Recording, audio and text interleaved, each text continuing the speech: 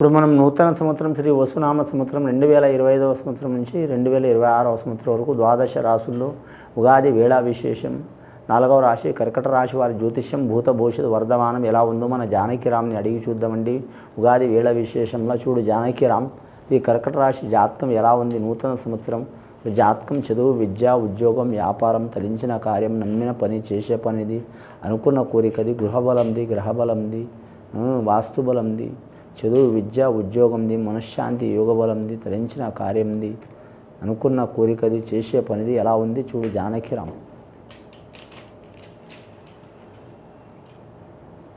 ఈ రాశివారి జాతకంలో షిరిడి సాయిబాబా వచ్చిందండి. సబ్కా మాలిక్ ఏక హై అన్నట్టు కలివిడిగా ఉండటం చాలా వరకు మంచిది. అలాగే అందరితో కలిసి మెలిసి ఉండటం చాలా వరకు మంచిది. రాశివారు కలిసి మెలిసి ఉంటారు, కానీ ఒక్కొక్కసారి మాత్రం సొంత బుద్ధి వాళ్ళు పట్టిందే కుందేలకు 3 కాళ్ళు అన్నట్టు ఉంటారు. అలాంటి యోగంలో ఇబ్బందులు పడే అవకాశాలు ఉన్నాయండి. అలాగే మాత్రం అమ్మవార్లు అడవి దేవతలు, అమ్మవార్లు సమ్మక్క సారక్క దేవతలు వచ్చిండ్రు. ఇది జాతక బలానికి వన దేవతలు. అలాగే ఆంజనేయ స్వామి వచ్చిండు. జెండాపై కపిరాజు సంజీవ పర్వతం ఎత్తుకొస్తున్న ఆంజనేయ స్వామి వచ్చిండు. ఈ రాశివారి జాతకంలో, కర్కట రాశివారి జాతకంలో ఆదాయం ఖర్చు సరి సమానం ఉంటుందండి. ముఖ్యంగా మాత్రం సాయం చేసేది నలుగురు, ఇబ్బంది పెట్టేది 6 మంది ఉంటారు. వీరి జాతక బలానికి ఆలోచన శక్తి చాలా ఉంటుంది. భూమి నుంచి ఆకాశంగా ఆలోచించే అవకాశం ఉంటుంది. కానీ మాత్రం పిల్లల కాడ పిల్లల బుద్ధి, పెద్దల కాడ పెద్దల బుద్ధి, ముసలుల కాడ ముసలుల బుద్ధి, వీరికి గంటకో గుణం మారే అవకాశం ఉంటుందండి.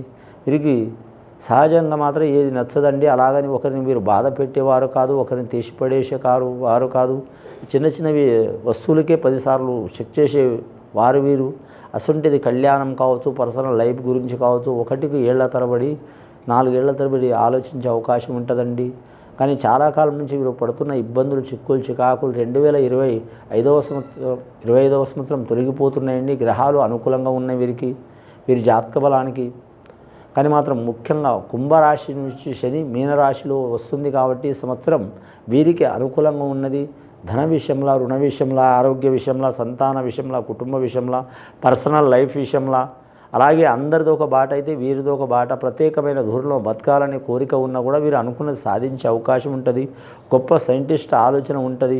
అలాగే 10 మందికి బుద్ధి చెప్పే ఆలోచన ఉంటుంది. వీరు జాతకంలో చూడాలంటే గణిత రంగంలో కూడా వీరు నెంబర్ 1 ఉంటారు. ఊహాశక్తి అధికం ఉంటుంది వీరి జాతక బలంలో. ఊహాశక్తి అంటే ఆలోచన శక్తి. వీరు ఊహించింది ఈ పని ఇలా చేస్తే అవుతుంది, అలా చేస్తే అవుతుంది, ఈ రకంగా అవుతుంది అని 4 రకాలుగా ఆలోచించి అనుకున్నదైతే సాధించేదాకా వదిలిపెట్టారు.